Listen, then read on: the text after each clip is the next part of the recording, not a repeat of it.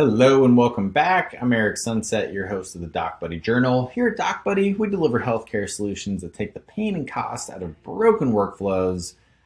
A perfect example of this is our OpNote solution, which gives ASCs the power of instantly generated operative reports approved from the point of care. You can learn more about OpNote and our full suite of solutions at docbuddy.com. Thank you for once again joining us.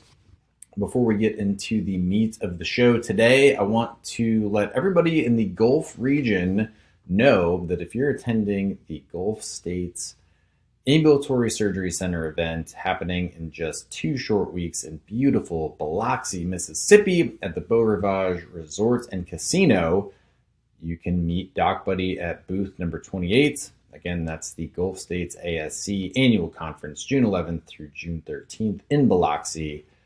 Meet Doc Buddy at booth number 28. And the focus of today's episode continues down the path that we've been on for the last couple of shows, talking about physician burnout.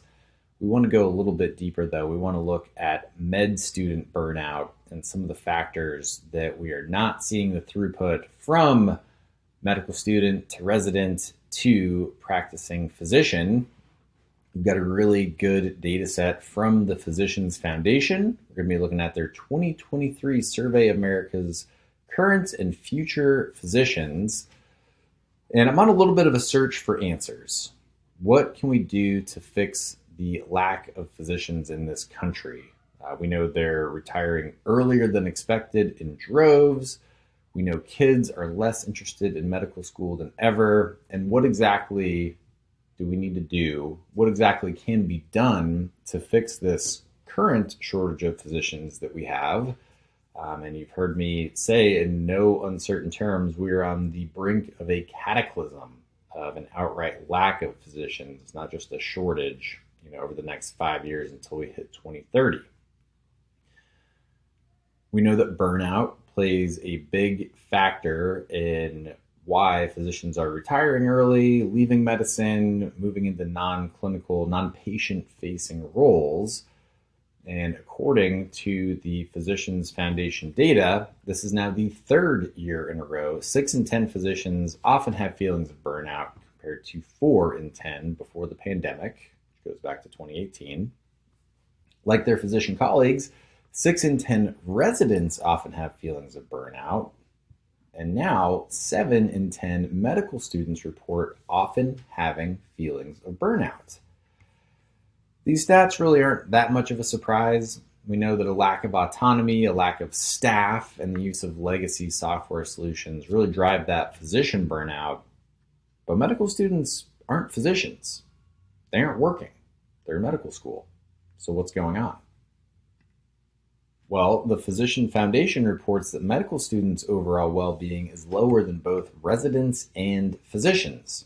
3/4 of medical students have felt inappropriate feelings of anger, tearfulness, and anxiety, much more compared to residents and physicians. More than half of medical students have felt hopeless or that they have no purpose, greater compared to residents and physicians. Additionally, current and future physicians alike report stigma and structural barriers negatively affect their overall well-being and mental health.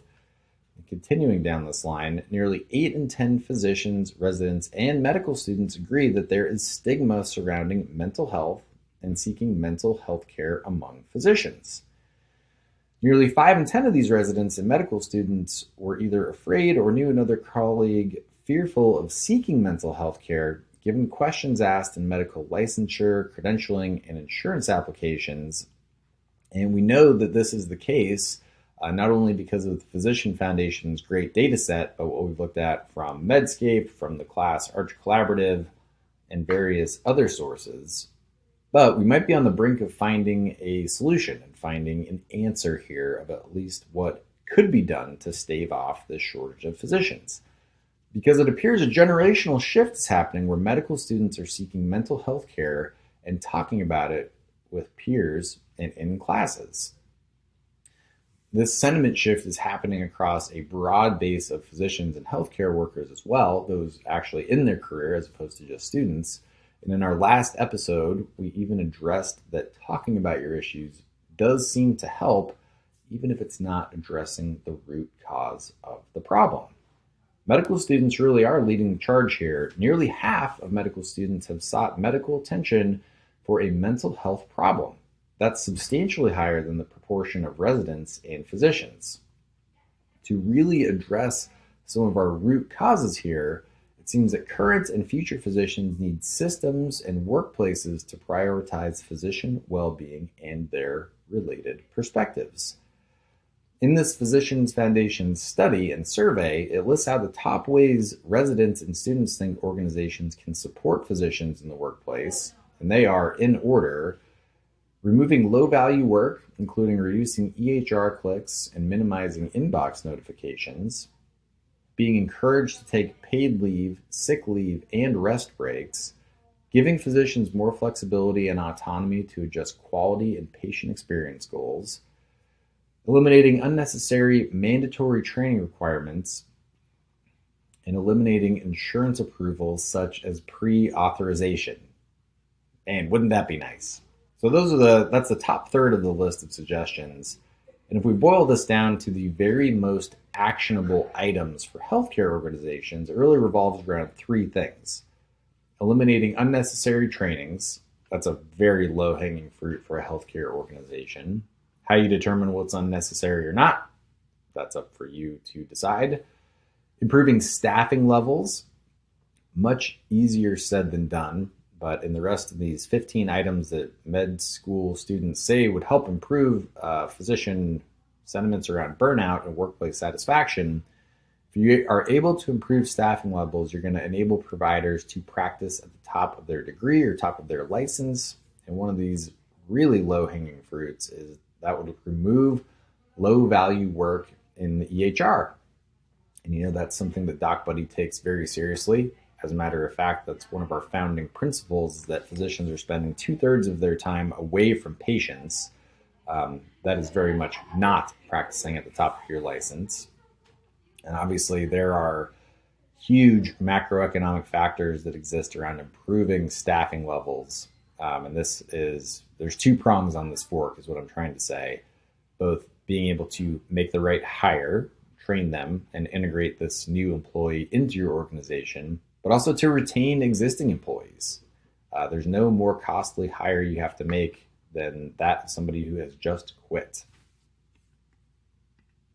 And then seemingly, interestingly, the third most actionable category that healthcare organizations can act on right now is around culture. And in these list of 15 ideas that medical school students say would be the most helpful, making access to mental health assessments is at the top of the list. Also included are normalizing conversations about mental health, improving the culture of taking vacations and sick leave, and then both in a workflow process and culture sense, physician autonomy. This is universal across all of these studies and all of these findings that a lack of physician autonomy is a tremendous driver of burnout. And that's a cultural factor that you, as a healthcare organization, can make a change for immediately. We actually had a great podcast with Todd Currier. He's the CEO of Bend Surgery Center out there in Bend, Oregon, about all of the ways that culture can drive excellence at his ASC, or the ways, let me rephrase that, the way that culture does drive excellence at his ASC. You can find that episode at wherever you are listening to this podcast. And to put a bow on it, this is a rather short episode for this week. Wanted to give you a little bite-sized snack as you head into your weekend. Obviously, we're recording this on Friday, May 31st. All of the findings from this Physician Foundation study align with what we've seen in other data sets like the aforementioned Class, Arch Collaborative, Medscape, and others. You can visit docbuddy.com/blog to find all of our episodes on these surveys or wherever you're listening to this podcast. The question remains, will the industry at large, and this is talking about the healthcare organizations like hospitals, health systems, large groups, will the industry at large answer the call to improve medical student throughput and physician retention through the full length of their careers? Or are we going to stick to the status quo where we're going to see the ready access to physicians continue to degrade? Time will tell. On behalf of the entire Doc Buddy team, I want to thank you for listening. Be sure you're subscribed on Apple Podcasts, Spotify, and YouTube so you can always hear and watch the newest episodes of the Doc Buddy Journal. And until next time, I'm your host, Eric Sunset. We'll talk to you again soon.